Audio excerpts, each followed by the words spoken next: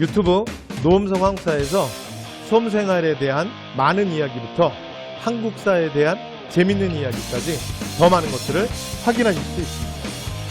구독, 좋아요, 알람 설정 부탁드립니다. 자, 그 다음 이제 민족유일당운동으로 들어갈게요. 자, 조금 전에 민족유일당운동이 일어나게 되는 전체적인 배경에 대한 건 조금 말씀을 드렸어요. 자, 그래서 일단 가장 큰 배경은 그러니까 자, 중국 내에서 1차 국공합작이 일어났다. 기억나시죠? 이게 이제 국내에 알려지면서 우리도 민족적 역량을 모아야 될 것이 아니냐라는 이런 논의들이 일어나게 돼요. 자, 그래서 이제 일단 국외에서는 도산 안창호의 발의로 한국독립유일당 북경촉성회가 개최됩니다. 요건 바로 다음 강의 무장독립전쟁에서 요건 다시 제가 할 거예요. 도산 안창호의 발의로 이루어지고요. 그래서 실제로 당시에 국외에 그러니까 우리의 독립운동의 거점이 세 개로 나눠져 있었거든요. 그래서 참의부, 정의부, 그 다음에 신민부 이렇게 세 개로 나눠져 있었어요. 그래서 이걸 3부라고 부르는데 이건 다음 강의에서 바로 다시 나올 거예요. 그래서 이 북경촉성회 이름이 좀 길죠. 그래서 줄여서 우리가 그냥 북경촉성회라고도 부르는데 이 북경촉성회에서 3부를 하나로 통합하자는 논의가 이루어지게 돼요. 됐죠? 자, 그리고 이제 또 하나. 코민테른에서도 그러니까 뭐 계급투쟁도 중요하지만 각자의 상황에 맞춰서 또 민족투쟁에 필요하다면 뭐 연대할 수 있다라는 이런 이제 뭐 코민테른의 지시도 있었어요. 여러분 코민테른이라는 게 뭐냐면 국제사회주의 기구예요. 국제. 됐죠? 이 국제사회주의 기구고요. 그 다음에 국내에서는 이건 조금 전에 말씀드렸잖아요. 그러니까 이 문화통치의 결과 타협적 민족주의가 등장하면서 자 이제 국내 민족주의 독립 세력들은 많은 힘을 잃고 막 분열되고 있었어. 자, 그 다음에 또 하나 사회주의가 대신에 거기를 대체하면서 굉장히 사회주의 운동이 활성화되고 있었는데 1925년 일제가 치안유지법을 만들고 사회주의를 본격적으로 탄압하면서 사회주의도 큰 위기에 빠져요. 이러면서 그러니까 민족주의를 비롯한 다른 세력과의 연대 필요성이 제시되고 있었어요. 되죠? 자, 이런 상황 속에서 뭐가 일어난다? 60만 세 운동이 그 기폭제 역할을 합니다. 그렇죠? 이건 제가 60만 세 운동에서 말씀드렸죠? 그래서 서로 민족적 역량을 하나로 합쳐야 된다는 필요성을 느끼고 있었지만 그러나 이 둘이 생각이 너무 달랐기 때문에 그러니까 힘을 모아서 함께하는 게 그렇게 쉽지만은 않았거든요. 그러나 60만 세 운동을 준비하는 과정에서 사회주의 계열의 조선공산당과 그 다음에 민족주의 계열의 천도교가 힘을 모아서 함께 준비를 하거든. 근데 물론 중간에 일본이 전격적으로 지도부를 체포해서 원래 자신들이 의도하는 대로 60만 세 운동이 진행되지는 못해요. 그러나 그럼에도 불구하고 함께 무언가 단결된 무언가를 준비하면서 이제 공감대가 좀 쌓인 거지. 됐지? 자, 그래서 이 60만 세 운동을 기점으로 해서 그 다음에 이제 신간회로 넘어가게 돼요. 근데 신간회 넘어가기 전에 그 중간 단계가 있거든요. 그래서 이것만 좀 잠깐 보여드릴게요. 첫 번째, 1926년 60만 세 운동 이후에 바로 7월입니다. 바로 7월. 뭐 시간까지 모르셔도 됩니다. 자, 7월에 그러니까 그 사회주의 단체에서는 뭐 전진회라는 몇 개 단체, 그 다음에 민족주의 계열에서는 물산장려회, 그러니까 이런 단체들이 연대가 돼서 조선민흥회라는 게 먼저 만들어져요. 그런데 이건 이제 가볍게 보시면 돼요. 그런데 실제로는 조선민흥회가 만들어지고 이제 졌는데도 불구하고 얘가 생각보다 폭발력이 떨어져요. 그러니까 그냥 만들어지고 약간 소강 상태에 빠집니다. 됐죠? 그리고 나머지 사회주의 단체들이 당시에는 민족주의 운동은 많이 좀 위축됐었고 사회주의 운동이 좀 많이 활성화됐다 그랬잖아. 그러니까 사회주의 단체들이 많았거든요. 그런데 그러니까 나머지 사회주의 단체들이 이제 좀 관망세로 돌아선 거야. 뭔가 액션이 없는 거예요. 그러면서 잠깐 소강 상태에 빠져요. 그런데 이 상황에서 일본 유학생들을 중심으로 해서 1926년에 정회란 단체가 만들어지거든요. 그런데 이 정회가 1926년 11월에 정회 선언이라는 걸 발표합니다. 근데 그 내용이 뭐냐면 우리가 그러니까 일본과 싸우기 위해서 저들이 타락한 형태가 아니라면 타락한 형태는 여기서 뭘 얘기하는 거냐면 타입적 민족주의자들, 자치론자들 얘기하는 거야. 자, 타락한 형태가 아니라면 자, 우리의 민족적 역량을 힘에 모아야 한다. 됐죠? 자, 그러면서 민족주의 세력과의 제휴의 필요성을 강조하는 정회 선언을 발표해요. 근데 이 정우회 선언은 여러분 좀 기억하셔야 되는 게 얘가 실질적인 기폭제입니다. 그러면서 이제 정우회가 그러니까 이 연대를 모색하면서 자기도 연대하겠다 이렇게 나서거든요. 그래서 이게 기폭제가 돼서 사회주의 민족주의 합쳐진 그러니까 1927년 2월 거대 조직이 탄생하게 되는데 이게 바로 신간의 탄생입니다. 그렇죠? 그래서 자 신간회가 이렇게 1927년 2월에 탄생하게 돼요.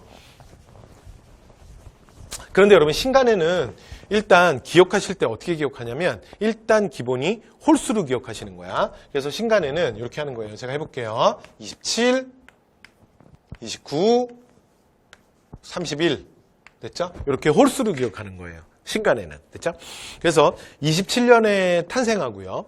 그 다음에 주요 활동, 신간의 주요 활동은 뭐 여러분들이 주요 사건만 다 연도 외우지 않아도 되고요. 하여튼 신간의 주요 활동은 그냥 무조건 다 29년이야. 시험에 나올 수 있는 건. 됐죠? 자, 그리고 31년 정격 해체입니다. 안타깝게 정격 해체. 그래서 자, 신간에는 27, 29, 31 이렇게 가시면 돼요. 자, 그럼 이제 성립갑니다. 첫 번째, 자, 요건 앞에서 말씀드렸죠. 비타협적 민족주의 대 사회주의 세력이 연합하는 거예요. 그래서 사실은 민족유일당 운동의 결과물이죠. 됐죠? 우리가 강도 일본과 싸우기 위해서 민족적 역량을 하나로 모아야 한다. 됐죠? 자, 그 다음에 강령. 강령은 세 가지인데, 여러분 이거 중요합니다. 그러니까 요 자료가 나오면, 무조건, 신간회구나. 이렇게 생각하시면 돼요. 첫 번째, 정치 경제적 각성을 촉구한다. 원. 됐죠? 그러니까 이거는 말 그대로 그냥 사회단체니까 이런 얘기 할 수 있잖아요. 그 다음에 투, 자, 단결을 공고히 한다. 요게 두 번째야. 그러니까 이게 뭘 보여주냐면 바로 뭐와 뭘 합친다? 그렇죠. 사회주의 플러스 민족주의. 되죠? 사회주의, 민족주의 우리는 모두 연대한다. 됐죠? 자, 요런 얘기고. 그 다음에 세 번째, 그러나 단, 누구는 뺀다? 기회주의자들. 됐죠? 그러니까 요거 누구 얘기하는 거야? 아까 앞에서 말씀드렸던 타협적 민족주의자들. 됐죠? 그래서 타협적 민족주의자들, 자치론자들, 자, 걔들이랑은 함께 못하지. 그래서 걔들은 뺀다야. 이해되시죠? 자, 그래서 강령 1, 2, 3. 네, 그래서 요건 사료인데 보통 교과서에도 이렇게 같이 그냥 사료를 정리하거든요. 그래서 저희도 같이 정리했습니다. 자, 그다음에 주요 활동이에요. 자, 전국 각지에 지회를 만듭니다. 자, 전국 각지에 지회를 만드는데 전국에 145개가 넘는 지회를 만들어요. 그래서 뭐 국외 지회까지도 있습니다. 됐죠? 해외에도 지회를 만들어. 그러니까 진짜 전국 규모. 그리고 더 나아가서 해외까지 지사를 둔 그러니까 일제강점기 최대 규모의 민족단체입니다. 이게 바로 신간회예요. 신간회. 됐죠? 자, 그다음에 이제 구성을 얘기했으니까 하나만 더 얘기하면 회장. 됐죠? 회장의 월남 이상제. 자, 그리고 이제 부회장. 이 부회장 역할을 누가 하냐면 홍명희가 해요. 홍명희. 그래서 근데 이게 이제 무슨 상징성이 있냐면 지금 말씀드리는 이상제 선생은 민족주의의 가장 대표적인 인물. 그래서 앞에서 제가 비타협적 민족주의 할 때 이상제 선생을 대표로 앞에서 제가 이제 언급을 했었죠. 그 다음에 두 번째, 자, 부회장 홍명희는 아주 대표적인 사회주의자예요. 됐죠? 네, 그래서 민족주의 플러스 사회주의입니다. 되죠? 자, 그리고 이것처럼 실제로 이제 중앙본부, 그러니까 이제 중앙의 본부와 그 다음에 지방지회, 지방의 지회들도 사실은 좀 이런 구성을 갖거든요. 그래서 중앙본부 같은 경우는 민족주의 계열이 많이 주도해요. 그러니까 주요한 임원진, 중앙본부의 중요한 임원진 이런 것들은 주로 민족주의자들이 많이 합니다. 자, 그 다음에 지방지회 같은 경우에는 당연히 사회주의자들이에요. 그러니까 사회주의자들이 주도할 수밖에 없어요. 근데 제가 왜 당연이라 그랬냐면 여러분 우리가 신간회를 말할 때 방금 민족주의 플러스 사회주의다 이렇게 말씀을 드렸잖아요. 그쵸? 그런데 실제로는 이게 5대5는 아닙니다. 실제로는 당시에 워낙 국내에서 민족주의 세력들은 많이 위축되고 또 분열된 상태였고 그 다음에 사회주의가 굉장히 많이 활성화되다가 좀 브레이크가 걸린 상황이었잖아요. 그래서 실제로는 신간회는 거의 한 8대2 정도라고 생각하시면 돼요. 그러니까 사회주의자가 포지션이 8이고 민족주의자가 2야. 그러니까 사실 신간회는 사회주의자들이 훨씬 많은 거죠. 그러니까 이제 이걸 어떻게 밸런스를 맞췄냐면, 그러니까 회장이 민족주의고 중앙본부를 주로 주요 임원진들을 민족주의가 하는 거야. 그러면서 약간 5대5 비슷하게 이렇게 좀 밸런스를 억지로 좀 맞추는 거죠. 그러니까 이게 민족주의자들 입장에서는 이렇게 좀 밸런스를 맞췄겠다라고 생각할 수 있겠지만, 근데 사실은 사회주의자들 입장에서는 이게 좀 불만이 있었겠죠.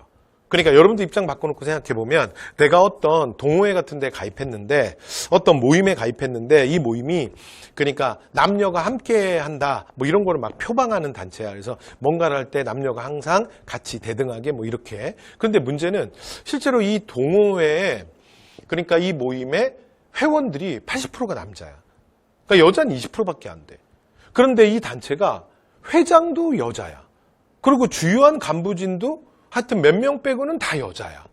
그러니까 분명히 이 모임은 자기가 볼 땐 회원의 80%가 남자야.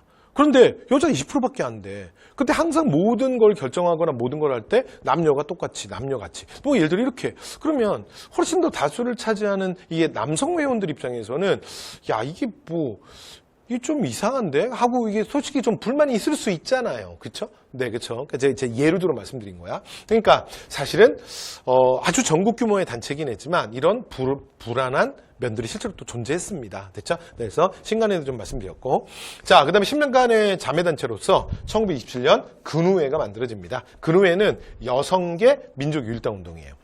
그래서 이 근우회는 신간회에 기반을 두고 있었기 때문에 27년 신간회가 31년 전격 해체된다 그랬잖아. 그리고 나면 근우회도 31년에 전격 해체됩니다. 됐죠? 자, 이렇게 해서 근우회 말씀드렸고, 그 다음에 이제 주요 활동인데, 자, 주요 활동은 그러니까 대중운동을 주로 많이 지원을 해요. 신간회가. 근데 이게 가장 중요한 것들이 다 1929년입니다. 물론 아닌 것도 있죠. 근데 우리 시험에서 다룰 만한 것들은 다 신간회 주요 활동은 29년이에요. 그래서 광주학생학인운동 지원하는 거, 이건 기억나시죠? 네, 29년. 바로 앞 시간에 얘기했고요. 바로 앞에서 얘기했고. 그 다음에 또 하나, 여기서 대표적인 거 하나 적어드리면, 노동운동에서는, 노동쟁이에서는 원산 노동자 총파업이 제일 유명하거든요. 일제강점기에. 근데 원산 노동자 총파업이 1929년입니다. 이건 제가 일제강점기 뒤에 사회사에 가서 또 얘기할게요. 그래서 이 사건도 이것도 29년인데 이것도 누가 지원하냐면 신간회가 지원합니다. 그래서 신간회가 29년에 자, 주된 활동들을 합니다. 자, 그 다음.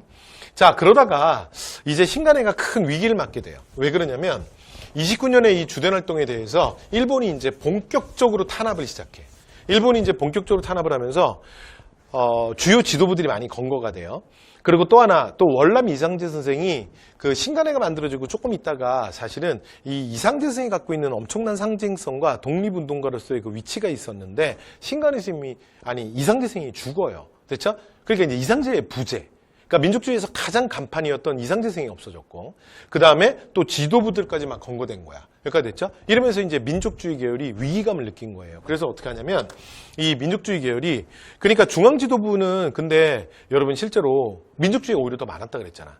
그러니까 중앙지도부들이 많이 이제 검거되다 보니까 민족주의 계열들이 많이 검거가 된 거야. 됐죠? 자, 그러니까 민족주의가 여기서 위기를 느낀 거지. 만약에 중앙본부의 주요한 임원진마저도, 그러니까 지방지회에서 사회주의자들이 올라와서 만약에 그 자리를 차지해버리면 신간회가 너무나 사회주의 단체가 될 수 있다. 그래서 우리가 이제 어떻게든 이 중앙본부의 어떤 권력 또는 이 헤게모니는 우리가 지켜야 된다. 그래서 무리하게 이 민족주의 계열들이, 그러니까 바깥에 있는 자치론자들 있죠. 이런 민족주의 계열의 자치론자들까지도 참여를 시켜요. 신간회에. 됐죠? 이러면서 중앙지도부가 많이 우경화된 거야. 됐죠? 자, 이러다 보니까 이 과정에서 무슨 일이 벌어지냐면 지방지회와, 그러니까 지방의 지회들 있잖아요. 여기와 갈등이 증폭되는 거야. 여기까지 되신 거죠. 이렇게 이제 갈등이 증폭되고 있었어. 자, 요 과정에서 그러니까 코민테른이 노선 변경을 얘기합니다. 요거 아까 기억나세요? 국제사회주의기구, 국제사회주의기구 코민테른이 더 이상은 민족주의자들과 연대하지 마라. 우리는 어차피 같이 못 간다. 근데 이게 왜 그러냐면, 그래서 중국 상황을 조금 말씀드려 볼게요. 그러니까 국내에서, 그러니까 민족 일당운동이 일어나는데 이제 굉장히 중요한 기폭제 역할을 했던 게 1차 국공합작이라 그랬잖아. 그쵸? 그러면서 이들이 어떻게 하냐면 1928년에 그러니까 북벌을 완수해요. 그러니까 그러니까 이들이 북벌을 완수하거든요.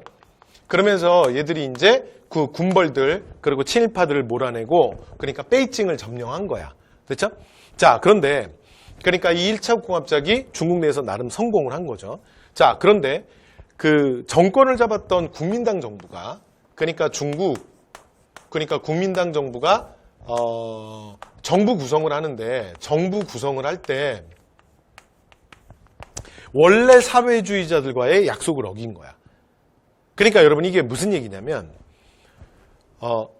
그러니까 당시에 국공합작을 해서 그 중국이 그 중화민국이 제대로 전체 통치를 못하고 완전히 그 무정부 상태처럼 돼요. 그러면서 각 지역을 군벌들이 막 등장해서 중국이 굉장히 큰 나라잖아.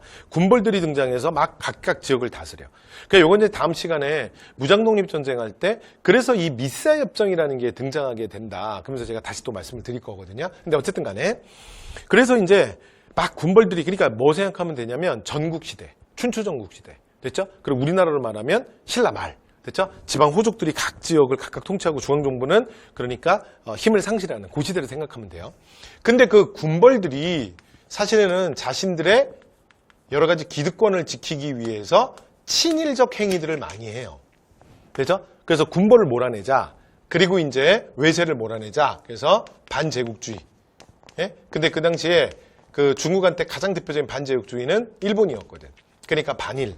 뭐 이제 이런 기치로 1차 국공합작이 이루어져서 결국은 베이징을 점령하면서 군벌 문제를 좀 정리를 합니다. 자, 그리고 이제 중국 국민당 정부가 구성되는데 여기에서 사회주의자들을 철저하게 배제시켜요. 얘네들을 제외시켜 버리는 거야. 근데 이런 변화가 생기는 가장 큰 이유가 뭐냐면 실제 1차 국공합작이 1924년에 이루어질 때 이때 국민당 이제 총통이 누구냐면 순원이에요. 순원. 지금도 대륙인들이 굉장히 존경하는 인물이죠. 근데 순원은 어떤 사람이냐면 우리 이름으로 우리는 손문이라고도 하죠. 근데 순원은 용공주의자예요. 그러니까 중국을 위한 거라면 내가 공산주의와도 얼마든지 손잡을 수 있다. 이런 사람이 순원이거든요. 근데 순원이 갑자기 죽고 그 다음에 짱제스가 2대 총통이 돼. 원래 2대 총통이 원래 될 다른 사람이 있긴 했는데 이 사람이 갑자기 이름이 생각이 안 나네. 그러니까 갑자기 황당하게 얘가 친일파로 바뀌어요. 그러면서 이제 국민당 2대 총통이 짱제스가 되거든요. 그런데 이 짱제스가 어떤 인물이냐면 이 사람은 순원이랑 완전 달라요. 그래서 짱제스는 아주 대표적인 반공주의자야. 그래서 이 사람은 공산주의자들을 완전히 싫어해. 그러니까 지나가다가 빨간색만 봐도 막 깜짝깜짝 놀라는 사람이에요. 됐죠? 그래서 국민당 정부를 구성하던 2대 총통, 그러니까 국민당 2대 총통 짱제스는 뭐라고 생각했냐면 저 빨갱이 새끼들은 나중에 반드시 문제가 될 거다. 이렇게 생각한 거야. 그러니까 처음에 약속을 어기고 이게 힘을 합쳐서 같이 한 거잖아. 그렇죠? 그런데 물론 이제 국민당이 훨씬 더 숫자는 많았어요. 그렇다 하더라도 공산당의 지분도 있잖아. 함께 힘을 모아서 했으니까. 근데 그걸 모든 정부대가 구성할 때 공산당을 싹 빼는 거야. 그리고 더 나아가서 여기서 끝나는 게 아니라 황당하게도 공산당 토벌을 시작해요. 공산당을 진짜 잡아 죽이는 거야. 그러면서 이제 공산당이 이걸 이제 도망가면서 여러분 그 유명한 도망가면서 27개인가 몇 개 그 수많은 산맥을 넘었다는 그 유명한 이게 대장정이야. 그래서 이들이 막 도망가다 나중에 화북에 연안에 머물게 돼요. 그래서 이제 중국 공산당은 연안에 털을 잡게 되거든요. 화북에. 그러니까 이제 사건이 이렇게 이어지는 거야. 그러니까 1930년대 초반으로 가면 이렇게 돼요. 28년 이후에 이들이 정권에서 배제하고 더 나가서 공산당 토벌. 자, 이걸 누가 본 거야? 국제사회기구였던 코민테른이 보고 깜짝 놀란 거야. 그러니까 봐라. 그러니까 저 민족주의자들과 우리는 영원히 함께 갈 수 없다. 우리가 궁극적인 우리의 목표가 너무 다르다. 그래서 조선의 사회주의자들도 더 이상은 민족주의와 연대하지 마라. 라는 코민테른의 노선 변경, 이 지시가 내려와요. 그런데 당시에 국내에서는 근데 민족주의와 사회주의가 관계가 좋았다면, 사이가 좋았다면 괜찮아요.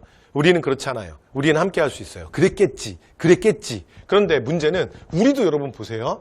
29년 주요 지도부들이 이제 탄압받으면서 30년으로 넘어가면서 상황이 안 좋아졌잖아. 지방지회와 중앙본부의 갈등이 증폭되고 있었죠. 자, 그래서 그런 과정에서 사회주의자들이 강력하게 해소론을 주장해요. 자, 그래서 이제 안재용을 비롯한 일부 민족주의자들은 아니다. 약한 자의 힘은 그러니까 힘을 한 곳에 모으는 데 있다. 우리가 우리의 힘을 가르는 사실은 바보 같은 결정을 하면 안 된다. 절대 안 된다. 우리는 힘을 모아야 된다. 이렇게 얘기했지만 결국은 전체 회의에서 해소안이 그냥 가결돼요. 왜냐하면 사회주의자가 회원이 훨씬 많거든. 이해됐죠? 자, 그래서 31년 전격 해체됩니다. 사회주의자들이 나가는 순간 무조건 해체야. 여러분 생각해보세요. 어떤 모임이, 어떤 동호회가 회원의 80%가 나가는데 어떻게 그 모임이 유지가 됩니다. 유지가 됩니까? 그래서 전격 해체. 여기까지 됐죠? 그래서 역사적 의의는 일제강점기 최대, 여러분이 합법단체입니다. 그래서 전국에 140개가 넘는 지회가 있었던 거야. 됐죠? 그래서 최대 민족협동전선의 단체입니다. 됐죠? 자, 이렇게 해서, 자, 신간회까지 저희 말씀 다 드렸고요. 자, 그러면 문제 풀면서 마무리해 보도록 하겠습니다. 자, 3번의 가덴차예요. 자, 넘겨보세요. 자, 문제 3번입니다. 지난 3일 키워드만 빨리빨리 잡아볼게요. 전남 광주네. 근데 광주 고보 학생과 중학생의 충돌 사건이야. 근데 거기에 대해서 가의 본부가 중앙상무집행위원회 결의로서 이 지역에 대해서 여러 가지 조사 보고를 지령했대요. 됐죠? 그리고 이제 주요 간부들이 이제 여러 가지 긴급 회의를 했어. 그래서 이 사건에 대한 철저히 조사를 하고 구금된 학생은 누구냐면 아까 제가 그 박준채와 그 친구들 맨 처음에 싸웠던 친구들이 있다 그랬잖아. 그래서 그 학생들의 석방도 교섭하기 위해서 중앙위원장에 어쩌고저쩌고 해서 최고 간부들을 광주까지 특파하기로 했대요. 끝났다. 자, 이거 뭔지 알겠어요? 지금 주어진 사건이 뭐야? 1929년 광주 학생 항의.